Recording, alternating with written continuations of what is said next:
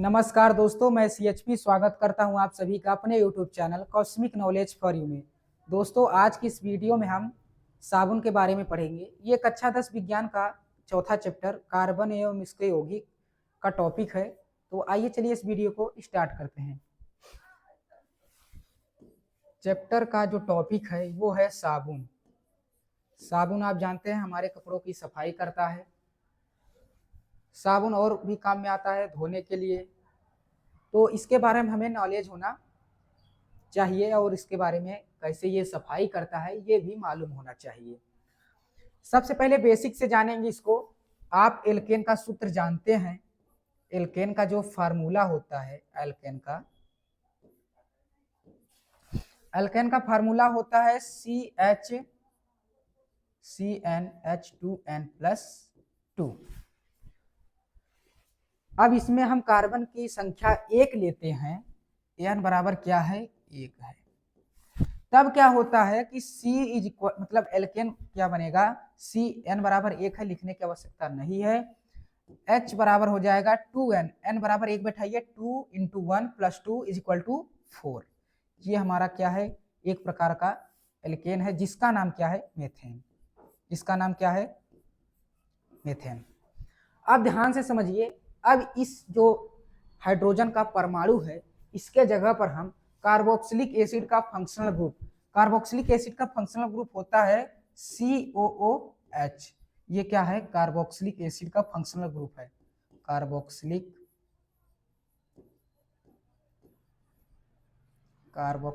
Acid का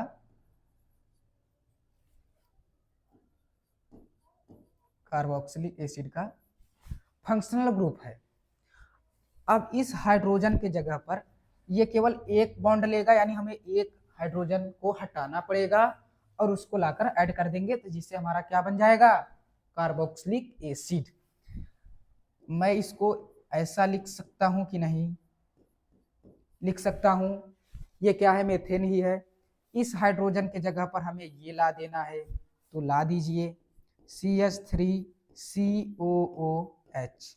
अब ये बन गया हमारा कार्बोक्सिलिक एसिड। ये हम बेस पढ़ा रहे हैं, अभी साबुन पर नहीं आए हैं। ये कार्बोक्सिलिक एसिड बन गया। ये कैसा एसिड है? एक कार्बन वाला। एक कार्बन ये है, एक कार्बन ये है, जिससे इसका नाम है एथेनोइक एसिड। देन अब हम लंबी श्रृंखला में बात करेंगे, तब हमारा साबुन का परिभाषा बनेगा। तो आइए लंबी श्रृंखला वाले को देखते हैं।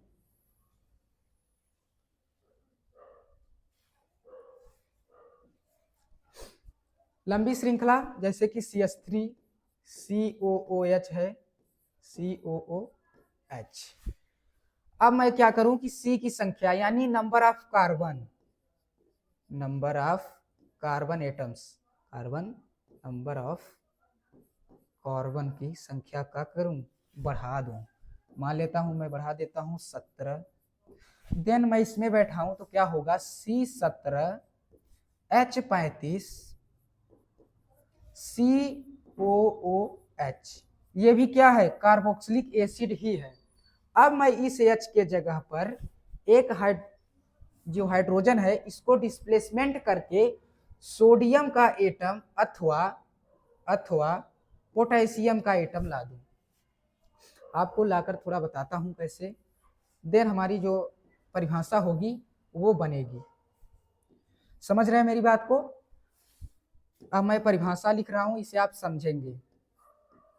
साबुन की ये परिभाषा बन रही है। लंबी कार्बन श्रृंखला वाले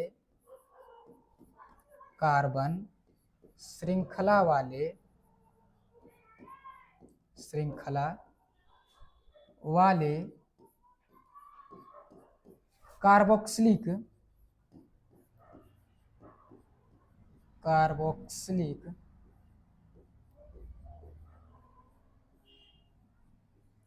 अम्लों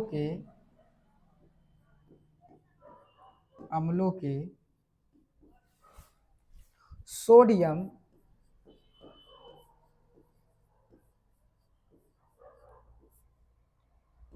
पोटेशियम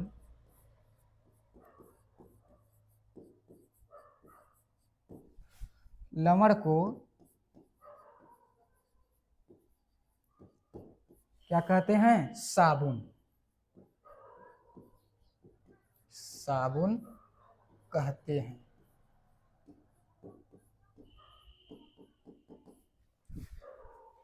लंबी कार्बन श्रृंखला वाले कार्बोक्सिलिक अम्लों के सोडियम पोटेशियम लवण को साबुन कहते हैं।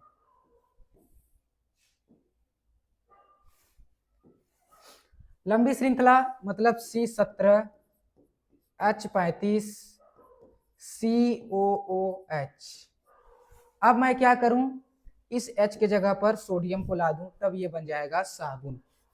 देखिए साबुन का एक मैं सूत्र उदाहरण दे रहा हूं, ये साबुन का एक क्या है? उदाहरण है, तो आप इसे भी याद कर लेंगे। ये क्या हो गया? साबुन हो गया। ये साबुन का हमारा एक उदाहरण है जिसे आपको याद करना है। इसका आप स्क्रीनशॉट ले लीजिए। इसको एक बार हम फिर से देख लेते हैं।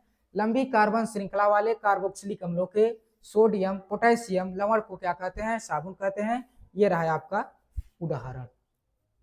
आइए अब आगे बढ़ते हैं।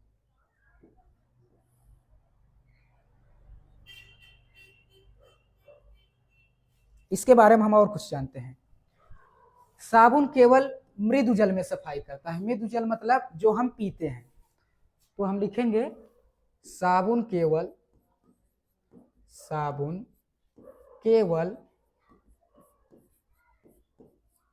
मृदु जल में।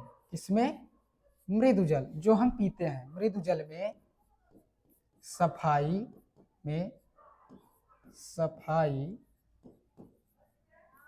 किया करते हैं।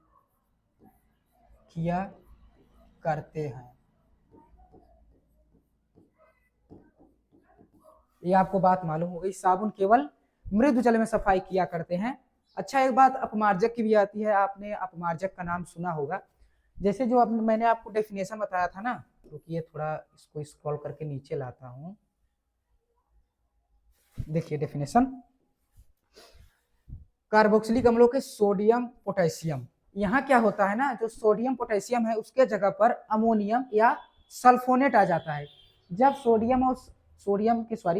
सल्फोनेट और अमोनियम को, जब अमोनियम लवण हो जाते हैं, तब उसको हम कहते हैं अपमार्जक। और अपमार्जक का काम होता है, वो भी सफाई ही करता है।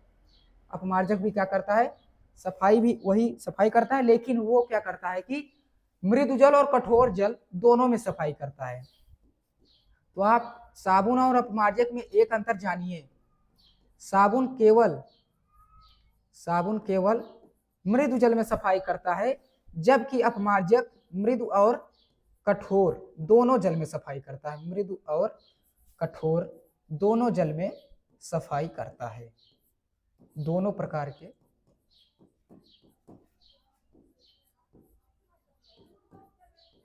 के जलों में सफाई करता है। दोनों प्रकार के जलों में सफाई करता है।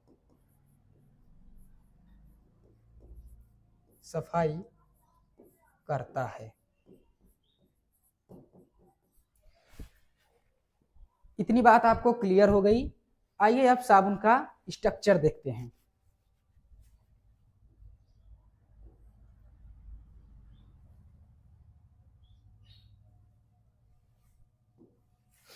साबुन की संरचना।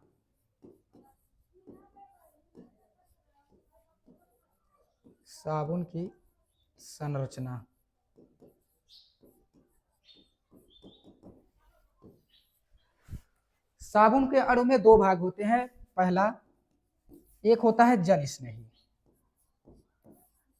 जल स्नेही मतलब जो जल से प्यार करता है। जल से प्यार करने का मतलब उसका लव नहीं, वो जल को पकड़ने की कोशिश करता है। इसे हम, जो साबुन का जो सिरा होता है, उसे हम कहते हैं आयनिक सिरा। क्या कहते हैं? आयनिक सिरा। यानी जो जल स्नेही होता है ना, उसे हम कहते हैं आयनिक सिरा। और दूसरा जो भाग होता है साबुन का, वो होता है तेल स्नेही। ध्यान से समझेंगे इसको। अभी मैं मिसेल पर भी आऊंगा। जल स्नेही और तेल स्नेही, इसे हम कहते हैं हाइड्रोकार्बन वाली सिरा, यानी हाइड्रोकार्बन का सिरा हम कहेंगे, हाइड्रोकार्बन वाला सिरा, हाइड्रोकार्बन वाला सिरा। जल स्नेही जो होता है आयनिक सिरा होता है साबुन का, और तेल स्नेही जो होता है वो हाइड्रोकार्बन वाला सिरा होता है। जैसे मैं कहूं साबुन का एक स्ट्रक्चर बना रहा हूं आपके सामने, आपने मिसेल के बारे में पढ़ा होगा, तो जो साबुन का अणु होता है ना, जब सफाई करने लगता है जो स्ट्रक्चर बनता है उसे हम कहते हैं मिसेल। ये क्या है, आयनिक सिरा है, और ये क्या है, तेल स्नेही, यानी हम इस सिरे को लिखेंगे जल स्नेही सिरा, जल स्नेही सिरा, और इसे लिखेंगे तेल स्नेही सिरा, तेल स्नेही सिरा।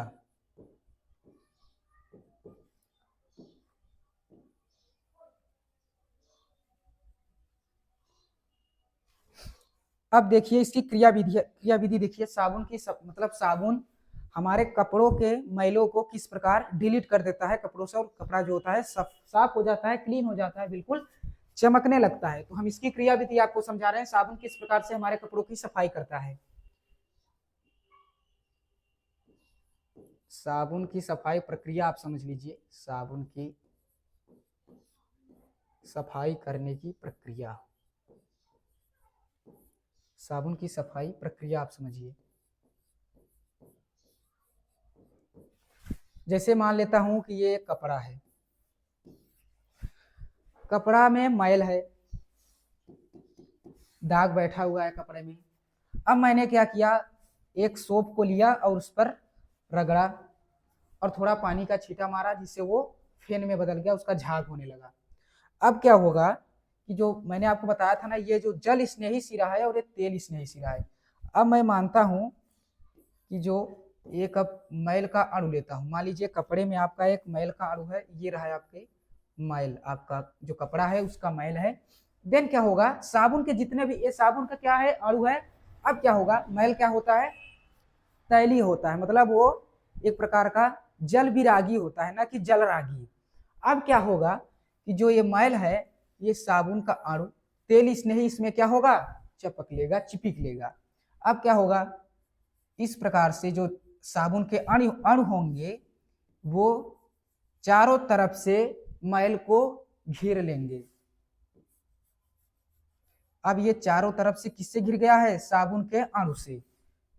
मैल चारों तरफ से साबुन के अणुओं से घिर चुका है। ध्यान से समझेंगे इसे। ये आपका आयनिक सिरा हो गया जो जल स्नेही होता है। अब आपने कपड़े पर साबुन रगड़ा, कपड़े का जो मैल था उस पर साबुन के अणु आके चारों तरफ से घेर लिए। साबुन का जो तेल स्नेही सिरा था उसने कपड़े के मैल को चारों तरफ से घेर रखा है, और जो कार्बन कर रहे हैं सॉरी, साबुन का जो अणु है उसका जो आयनिक सिरा है वो जल को चिपक रखा है। किससे चिपक रखा है, जल से, चारों तरफ से जल से चिपक रखा है, चारों तरफ से। इस यहां भी जल, यहां भी जल, और यहां भी जल, यहां भी जल, चारों तरफ से जल से चिपक रखा है। अब मैं क्या करूंगा, जैसे ही आप कपड़े को ले जाते हैं, जल में डुबाते हैं, दोबारा निकालते हैं और कपड़ा बिल्कुल क्लीन होने लगता है। अब क्या होगा, जैसे ही आपने जल में डुबाया, साबुन के जो आयनिक सिरा थे वो जल स्नेही होते हैं। जल स्नेही मतलब होता है जल से प्यार करने वाला, और जल से ये प्यार करता है। अब क्या होगा कि जैसे ही आपने जल में डुबाया कपड़े को, कपड़े का जो मैल था वो साबुन के अणुओं द्वारा घिर चुका था। जैसे ही हमने डुबाया, साबुन के जितने भी अणु के आयनिक सिरा जो थे, यानी जल स्नेही सिरा थे, वो जल से क्या हो गए, चिपक गए। और जैसे ही हमने निकाला, जल के अणुओं ने इसे खींच लिया। जल के अणुओं ने जैसे ही इसे खींचा, ये पूरा सिस्टम जो है नीचे हो गया, यानी जल से बाहर हो गया। जो कपड़ा है आपका बाहर हो गया, और जल इसे खींचता है, सभी लोग इसे खींच रहे हैं। जल जो जल है, जल का पार्टिकल है, इसे खींच रहा है, जिससे ये मैल भी खींच गया आपके कपड़े से, बिल्कुल डिलीट हो गया। करेक्ट। आई होप आप समझे होंगे। मैं आपको फिर से एक बार समझा देता हूं, ये मेन है, करेक्ट। एक बार फिर से समझा दे रहा हूं दोस्तों।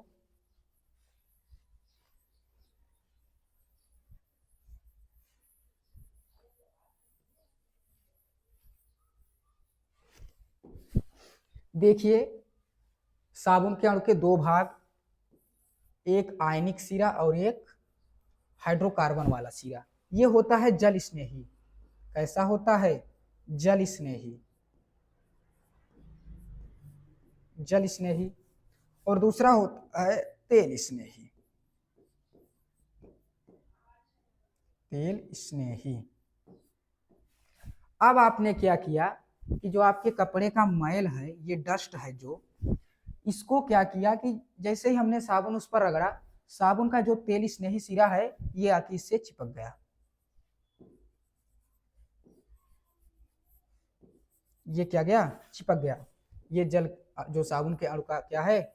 आयनिक सिरा है, चिपक गया। जैसे ही हमने इसको जल में डुबाया, जल के जो पार्टिकल हैं इससे आके चिपक गए और इसे खींचने लगे। चूंकि जल का जो पार्टिकल चारों तरफ से उसे खींचने की कोशिश कर रहा है और डस्ट का पार्टिकल केवल एक ही है और जो जल के पार्टिकल है वो ज्यादा है, तो क्या हो गया? कपड़े से हमारा जो मैल था वो डिलीट हो गया, बिल्कुल हमारा कपड़ा क्लीन हो गया। तो आई होप आप समझ गए होंगे कि जो साबुन होता है वो किस प्रकार से हमारे कपड़ों की सफाई करता है, किस प्रकार से हमारे कपड़े से मैल को हटाता है। और हाँ दोस्तों, एक मैं आप बता दूं, एक बात और बता दूं, इसे हम कहते हैं मिशेल संरचना। क्या कहते हैं? मिशेल संरचना। तो जब आपके परीक्षा में आए कि मिशेल संरचना क्या होता है या साबुन की सफाई क्रिया विधि लिखिए, तो आप इसे लिख देंगे। आई होप आपको समझ में आया होगा कि किस प्रकार साबुन सफाई करता है। तो हमारे चैनल को जरूर सब्सक्राइब करिए और वीडियो को ज़्यादा से ज़्यादा शेयर करके वीडियो को लाइक करिए और चैनल को सब्सक्राइब करिए। धन्यवाद दोस्तों।